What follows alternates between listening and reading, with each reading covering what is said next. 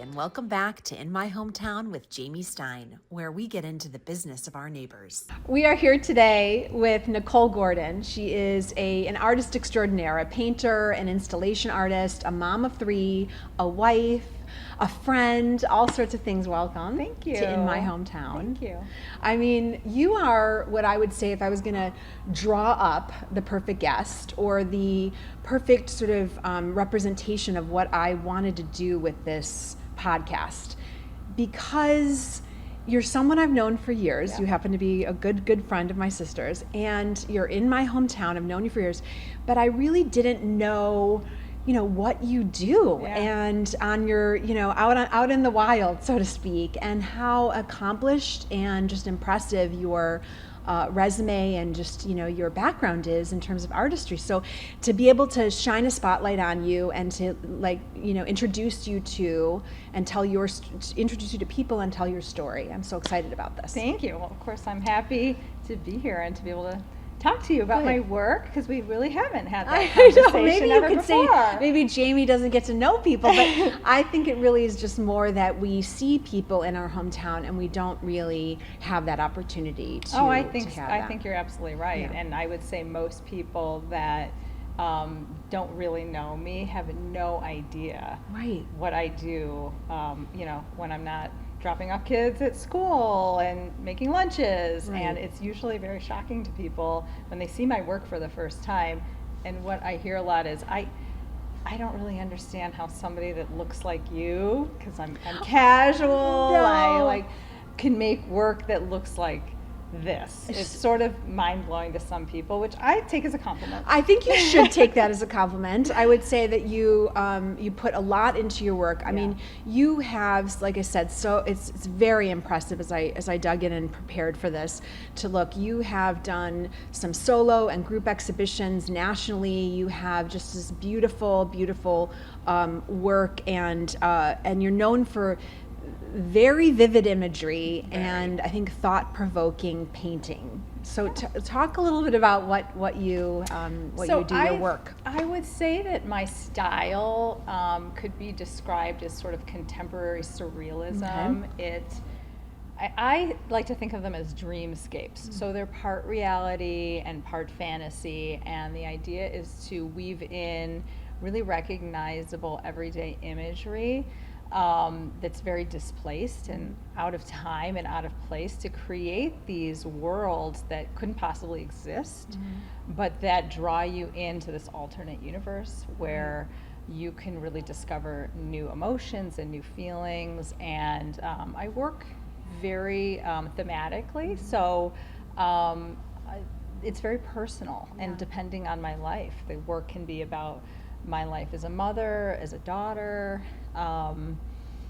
as somebody who's watching my children grow up, and maybe how I might see the world through their eyes.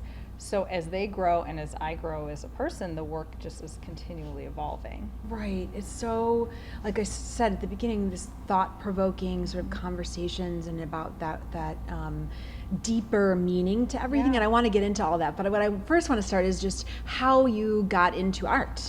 I have been into art, since I can remember. Yeah. Doodling on napkins. My mom would always bring a pen everywhere she went, and she would sit down in a restaurant and there'd be a paper napkin or that white paper on the tables, and she'd slap a pen in front of me, and I could just keep myself occupied forever. And I started painting probably when I was in middle school. I took my first painting class and I was hooked. I just painted from then on. Interestingly, I went to art school. I went to the University of Michigan. I was in their art school. Yes. And after one not great experience with a painting class there my freshman year, I never took another painting class. Wow. So even though I consider myself a painter, I am art school taught. Okay. I am, in essence, a self-taught painter. Yeah, that is wild. But how do you know that it's more than just an interest or passion, that you really have this innate talent? Or when did you know that? I don't know if Because a you lot of ever- kids go and doodle at the restaurant. I've given my kids also pens and. Well, I think when you come home at the end of a school day Mm-hmm. and instead of really doing anything else, all you want to do is lock yourself up in your room and And paint draw, for yeah. hours or draw for hours. I went to New Trier High School. Okay, yeah. Here we are, we're back again. And I had the most unbelievable drawing instructor, painting instructor, art teacher there. Mm-hmm. I could not say enough about the power of a good educator Yes. early on in life. And I would say if it wasn't for him, maybe it would have been somebody else. But at that really pivotal time in my life, I don't know if I would have continued with it. But What he is that saw teacher's something. name? His name is Mr. Krasinski, Okay. Walter Krasinski. he- Retired when I graduated from high school. yes. But I still talk to him probably every couple of months. That is so wonderful. Yeah, teachers. 30 years later, influence. we send each other our work. He's still drawing So and he saw painting. something in you, He and really he did. Yes. He saw something. He nurtured it. He drew it out of me. He really Fostered your vaulted talent, me right. to deciding to go and pursue art Okay. in college, which would not have been something I thought in my brain I would have done. And art school versus Michigan. So you probably had that decision I to think, make. well, or? there was sort of while I knew I wanted to do art because I was not ready to let it go, I also wanted like a college experience. Yes. And I always wondered, well, if I went to art school, what if I changed my mind? I wanted everything. As you should. I wanted it all. I wanted to go to a big school. Don't we all I want it? wanted, Yes. the rah Yes. rah. I wanted the experience of a really big college. But and also to do art But there. I wanted so to do art, so I was looking specifically for larger schools that had really, really great art programs. schools. And it Michigan was, does. It was like the perfect combination of being at a giant school Yeah. with like almost like a tiny liberal art school within that giant school. So it was a really small school, the art school, but then you would, do classes everywhere. Yes. So it was perfect for me. Meet Aveline, clean, delicious wine made with organic grapes and nothing you don't want. No added sugar, no unnecessary ingredients, just beautifully crafted wine for any occasion. Pour a glass and feel good about it. And so then back to what you said about the painting. So you stopped painting there, though? Well, when I got to Michigan, and again, Yes. speaking of sort of finding your path, I met another really, really pivotal educator at Michigan named Marionetta Porter. Okay. And she was a mixed media artist. She was not a painter. She did sculpture, she did written word, really, really intelligent work that was very conceptual. Okay. And she really taught me how to think like an artist. So even though I had the skills, it's a whole other thing to sort of learn how to conceptualize and learn how to come up with ideas. And how do you do that? Well, how do you it's- think as an how do artist? you- I think again, Okay. that's just the way my brain is Yeah. wired. Are you left-handed, by the I way? am Okay, I am left-handed. too. I Yes. love to. Okay, no. That. And I think she taught me how to use materials, to think about how to think more abstractly about an idea. I don't know if we have time for this story, but it is a really interesting We're on a podcast, story. so yes, we do. So the story is that the first class I ever took with her, she said, here's what you have to do. You have to do a piece of art that's about transparency.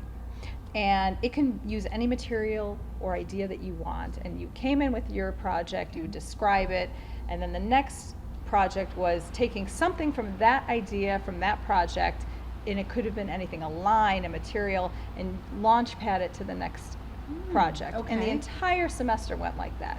So it was really about a concept or something driving you to the next, and that was very pivotal for me, and it's how I have constantly worked from then on out. Right. Was finding one thing that kept my interest in a body of work and seeing where it might take me into the next body of work. So that's part of your creative process Yeah. now. But then is it also that you come up with a theme or one particular piece of art you're going to do, or do you start to think of a collection first? How does that work? I have, for the last few years, I've really, I'm concept based, so I will come up with more of an idea for a body of work, a thematic body of work that might take me 2-3 years to work through. Wow. And with this one idea, case in point, the most recent body of work was about my family history and taking a really deep dive into understanding my parents' immigration story, Right. which was really interesting, and I had never really taken the time to fully understand it and listen to it. Right. And as they were turning 80 years old, I said, well, the time is now. And so I could then use these interviews that I had done with them to create an entire body of work about their stories. So that is one example of where. So that's called concept- Post Memory, which I got to see, Yes, right? Okay. exactly. And that is, I got to see it, and I was just blown away by it, and I know so you. many people were. And I think, so talk a little bit about what that was and how you sort of paired that with the audio Right. commentary. And then also, I loved this, that you had two paintings. Yep. One, so your mom's One- point of view and your dad's. Correct. Talk a little bit about that. So interesting. this whole project came with interviews of my mom, who was born and raised in Cuba after her mother, as a child, left Poland and emigrated to Cuba with her family. Jewish immigration story, very unique in a lot of ways. And when I was recording my mom's stories, it was really just, these stories were fascinating. The whole immigration from Eastern Europe to Cuba, and then eventually to the United States, where my mom came when Castro came into power, when she was 18 years old. Okay. And I created this whole body of work about kind of her emotions, about that life that she had and the people around her. And then when I went to interview my dad, I was really struggling with how to tell their stories in a way that made sense together. And what I really learned from my dad, whose immigration story is extremely different in that it was Lithuania to South Africa, where my dad was born and raised before Okay. he came to the United States, was that while their stories were so unique, in the greater context of Jewish immigration, or really any immigration story, there are so many similarities. Right. Just the immigration story of being displaced, Yes. and having to start over. Being an is- outsider. Being an outsider. It's such a common theme that really inspired how the pairing of these paintings. So every painting about my mom had a painting that was about my dad, where the composition of the painting shared similarities, but the details within those paintings were very unique. So it really showed this overview of how the immigration story has, shared elements, but your unique story can be told within that framework. I haven't never heard anything like that, of Yeah. this idea of putting all that together. And then on your website, you have the audio interviews with them and Yes. then talking about the pieces. So in the exhibition, what I did was, after I finished these paintings, I gave my parent, each one, a picture of the painting. And I said, talk to me about the memories that you think inspired this work. Wow. And so looking at the painting, they could then talk about the things that they had told me earlier that had inspired the work, that the way that they responded to the painting. I learned new things that I hadn't even heard Yeah. before I had interviewed them the first time. And I recorded all of these interviews so that when you were looking at each painting, you could scan a QR code and you could listen to them telling their story Yeah. while looking at each artwork. Yeah, I think that's so neat. I'm just going to say, as a lay person, when it comes to many things, but art, I think, would be one. Although my dad's an artist, as you know, Yes. so I'm very visual. So I see things much more as just based on if I viscerally like something based on when I look at it.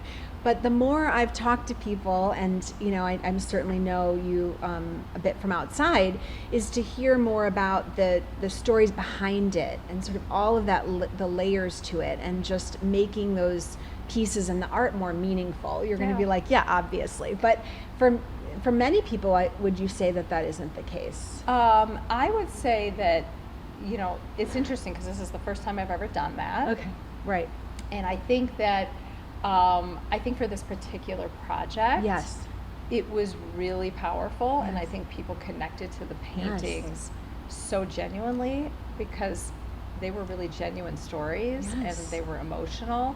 I would say sometimes I think it's almost better to let somebody come to a work without explaining too much. Right, okay. Because I think a whole lot of interpreting artwork is about coming to it from your unique perspective. And so no two people are going to be looking at a painting the same way. And in essence, sometimes it doesn't even matter what my intention was for a piece to really connect with somebody, because it could be for a reason that I had not thought of. But if it connects with them, in a really emotional way, then it's almost better not to lead people too much. So there's a little bit of both. Yeah. But this collection was very personal to you, of yes, course, which was what we extremely. talked about. And so, but the response has been really positive. It has been. Right? It's been And amazing. that people have looked at this work and loved it, and of course your parents, and to have something that's going to live on like this. I mean, they must have been so.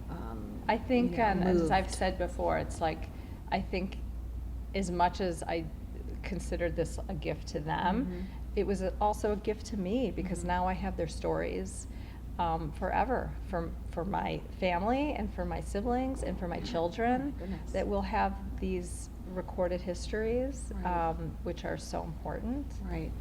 So let's talk a little bit about some of the other work that you Yeah. do. I mean, I am moved by a lot of your work. It's so intricate and so looks like a photograph.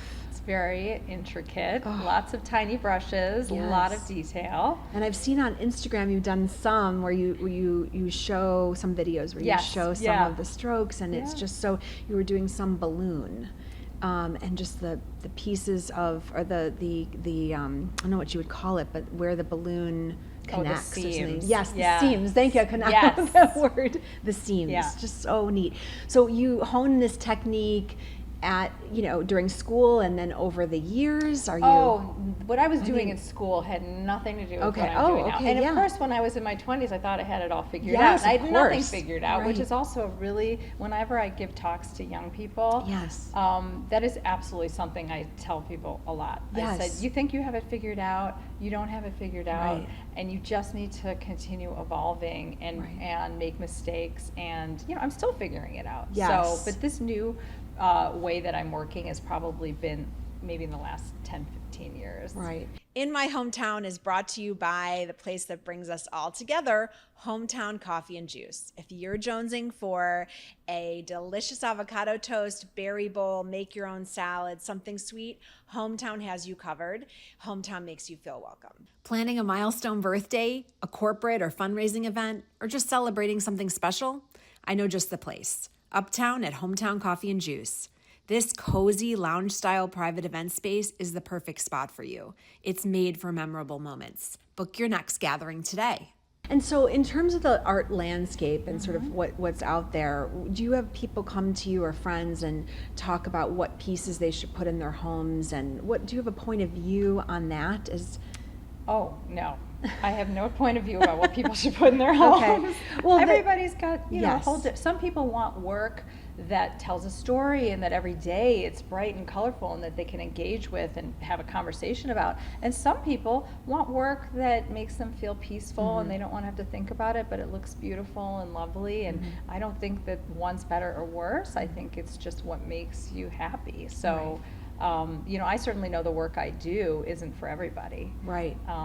It And- takes a certain audience. Yes, and I would think too, I'd love to understand what was your sort of first break, if you will, because I think there's a lot of people who maybe want to do this for a living, but it's not that easy. It was not so much. I will say it's a lot of hustle, like Yeah. anything in life. Yeah. I started showing my work in coffee shops and in hair salons, and then setting up my own exhibitions because nobody would give me a show, and then pounding the pavement and bringing my images to galleries, and so much rejection. I Yeah, mean, that's so- again, like for any creative person, you have to be able to handle 10 times the rejection for every positive thing that happens, and it still like that. Yes. But if you want to have a lasting career in really anything, but especially in the creative world, you have to have pretty thick skin and have to also just feel confident in what you do. Yeah. I thought of that as I'm launching this podcast and putting it out into the world, so to speak, and the feedback and things that you get from it, and you have to sort of be ready for that if you're going to put something out there. It also makes me think of the art fairs in Highland Park and in Glencoe every summer, and walking around and looking at it and seeing those artists sit there all day. It's really difficult. And hear people talk about their art, and it's so subjective. Oh, so how do you know that you are, I don't want to say that you're good, because I mean, you know you're good, you know it, but how did you get to that first after the hustling, and you sort of knew I could make this my business? I've met a couple of gallery dealers that really supported my work, and that led to other opportunities. And I think if you meet enough people or clients, I do quite a bit of commission work, that continually want to see your work or have you make work for them, it builds on itself. Yes. And so, and there's dry periods where, in COVID, and I had a show that completely shut down, a museum show that I was working on for 2 years that was up for a month out of its run. It never even had its official opening, and closed before it even really got going. Wow. And those are things that's just life that you have to take in stride. Definitely. So. Where's your studio? My studio is in my house. I used to, for years and years, have a studio in the city and then in Evanston with a lot of people. And I loved that energy for a very long time. But when my kids were little and it was just hard to find those moments, when I built a studio at home, I was able to go in for 30 minutes here or after they went to bed, and it made me so much more productive. And now, with just the noise of life, I like having the quiet studio all to myself. I'm sure you might just go in there and be by yourself and explore. My happy place. Are there themes or new mediums that you are trying next? What's next for Nicole Gordon? Well, I've been working all summer on commissions, which I'm enjoying because it's such a break from these big ideas that I have that sometimes take years to complete. Right. It's nice sometimes to switch gears. And someone says to you, I would like something like this, or is that? It's usually more that people will tell me. They have to respond to my work. Yes, right. And my voice. So oftentimes it would be that people will tell me the parts of the work that I've done that they really respond to. Right.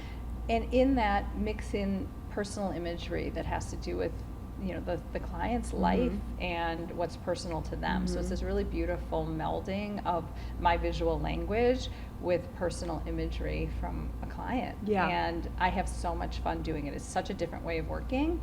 And how long does it take you usually for those pieces? Oh, they could take months. Oh, okay. Months. It depends on the size, but I do get a lot of requests for large scale works. Yeah, you have gorgeous large scale works. So if I'm doing a large scale painting, they could take 2 to 4 months, depending on the size. Got it. Yeah. And so that's what you're focused on now, but are you looking at, do you have something in mind for your I'm next? always thinking, but I haven't quite zoned in on what that is. I got a lot of thoughts. Okay, all right, well, good. Well, You'll have to stay tuned for part 2. Okay, for sure. We'll definitely have you back. So I'm going to just pivot now. This has been so interesting. I just want to pivot to, what I love to do is just ask a couple of, rapid fire questions for you. Okay. And my first question is going to be a studio must-have. Oh my gosh! So, I have these IKEA plastic bowls. Okay. And they fit in my hand perfectly. And every day when I go in the studio, I put the paint along the edge of the bowl, and I put my painting medium on the inside, and it's like my little handheld palette. And I've never seen anybody else ever have a little handheld palette like this, but somehow I don't know when I started that, years and years ago. And I have hundreds of these bowls because I keep them going, and then when the paint's too wet, I go to another bowl. And that is, without a doubt, my most treasured thing in my studio that I can't live without. I love it. It makes me think of Bob Ross a little bit with his palette, his with giant his palette. giant palette Yeah, that exactly. he had. Let's take a little bit of this. Well, I don't know what he had, all different names for white and all Yes. different. I loved all of that. Okay, but I digress. Favorite artist? Oh my gosh. Oh, there's so many. I know, I'm There's sure. so many. There's an artist named Nicole Eisenman, and she's a phenomenal contemporary painter, figurative work, absolutely incredible. That I think right now she's probably my favorite contemporary. Okay, all right, we'll have to painter. check her out. A museum or a gallery that you love visiting? I'm sure there's a ton, but Museum or gallery that I love visiting. I love going to New York and just hopping the galleries because it's, there's changing Yes. all the time, and it's kind of fun to pop around and see all the different ones. I do like in Chicago. I mean, you can't beat a good trip to the Art Institute of Chicago. They put on such incredible shows, so I go there. Probably in Chicago, that would be my go-to. okay, good. A song or playlist that you paint to? Do you have a song that you put on to just like No, but inspire I'm a big like female folk singer Oh, okay. person in the studio. I like things that are like really calm Okay. with really meaningful lyrics. I put on Brandy Carlisle. Okay, a I lot. love Brandy Carlisle. Oh my gosh, So yeah. anything in that genre. Okay. And then sometimes I do throwbacks to the 90s, to like Okay. my college days, which I get Okay. really inspired by All right, too. good. I love it. One word that describes your art? One word? Yeah. Oh God. I would say I would call it surreal. And well, that's my one word. That's what I got. That's what I got. If you weren't an artist, what would you be doing? If I wasn't an artist, boy, I would probably be working at Trader Joe's. Okay. I don't know. I always wonder. I said, So there "Boy, just what wasn't a if plan this B?" didn't work out for me." No, you know what I would be doing? I would be teaching. I would absolutely be teaching. And in fact, I went to right after college. I went to get my master's degree in art education. Okay. That's actually what I thought I would be doing. Ah. And I went to the Art Institute, and I only lasted a semester Okay. because I quickly realized that as a 22-year-old person who still had this bug to paint all the time, I wasn't quite ready to sort of shelve that to teach full-time. So I said, well, let me try this first. Yes. And that would have been my backup plan, Okay. is to go and finish that degree. Okay. Well, I'm glad that you didn't have to have the backup plan. Well, not yet. Okay, and the last question is just a quote or a mantra that your favorite. Something you say to yourself a lot, or something. Okay. I don't know if I have one. Okay. Does everybody have a quote or a mantra? No, not everyone does. Not everyone that does. one's throwing me. Mine is, I guess, perfect is the enemy of good, and I say that. I like that. Or Walt Disney has this great one that I talk to my girls about, which is, if you want to do something, just start doing it. I like both of those. Right. I don't know. Okay. I All right, that's well, not. I honestly both- am not sure I can answer that off the cuff without Okay. making something up right now. But Okay. I don't know. Okay. I'm All right, sure well, I'll good. come up with something the second this ends. I can't wait to hear what Yeah, it's okay. going to be. I mean, this Fill has you been in. so great. Thank you so much for making time for me today. I asked you pretty late, but I couldn't. I was so excited This is to talk fun. with you. I And, enjoy talking to you. I super. like answering all your questions. Super. Okay, well, good. Thank you for tuning in. I hope you enjoyed today's conversation. Don't forget to subscribe and share this episode with a friend. New episodes drop every week. Hope to see you soon in my hometown.